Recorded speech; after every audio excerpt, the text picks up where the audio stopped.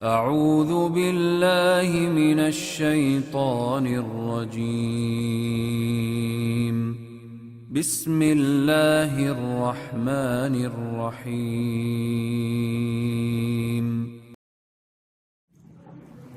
Kita akan masuk teman-teman sekalian yang kelima dan kita tutup dengan ini insyaallah, yaitu dangkalnya pemahaman tentang arti ibadah. Kata penulis, ibadah sebagaimana dikatakan oleh Syekh Islam Ibn Taimiyah rahimahullah adalah nama bagi segala sesuatu yang dicintai Allah dan ridhoinya, berupa perbuatan dan perkataan lahir maupun batin. Itu ibadah.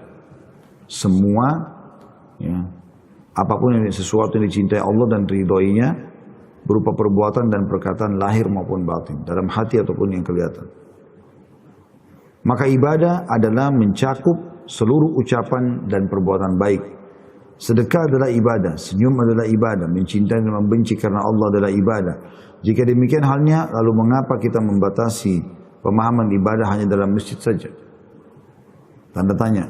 Konsisten adalah salah satu di antara jenis ibadah. Dan ketika seseorang bersikap konsisten, maka sesungguhnya ia sedang menggunakan pakaian ibadah yang merupakan pakaian terbaik. Di sini letak dari keagungan Islam dan keuniversalan Islam. Bergaul atau berinteraksi adalah bagian daripada Islam. Menasihati adalah bagian daripada Islam. Mencintai manusia adalah bagian daripada Islam. Senang bila mereka mendapat kebaikan adalah bagian daripada agama Islam. Ketika seseorang membatasi pemahaman agama hanya sebatas ibadah-ibadah tertentu yang dilakukan secara ritual resmi, dalam kurung seperti sholat dan haji misalnya, maka hal ini merupakan sikap keras kepala dan kesalahan fatal. Dan orang yang berfahaman demikian akan selalu merasakan kelesuhan, dan demikian pula orang-orang lain yang bersamanya yang dapat menimbulkan kemalasan dan kejenuhan. Dan pada gilirannya konsistennya akan melemah, istiqomahnya. Sedangkan arti dari ibadah itu sendiri adalah konsisten dalam melaksanakan perintah Allah Subhanahu wa taala.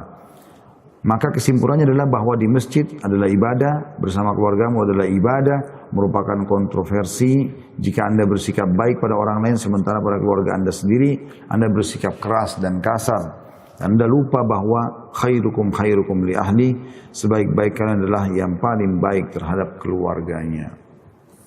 Nah, ini teman-teman 2 poin 4 dan 5 yang bisa menambah atau menambah keimanan.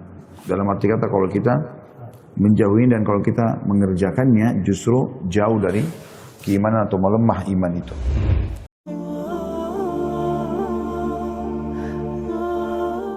Ada istri-istri yang tahu diri dia. Dia tidak ingin membebani orang tuanya yang sudah melahirkan dia. Dia tidak ingin orang tuanya juga sedih dengan kesedihan dia. Cukup sudah ibunya merawat dia. Cukup sudah orang tuanya lelah mencarikan suami buat dia. Cukup sudah. Maka tuh yang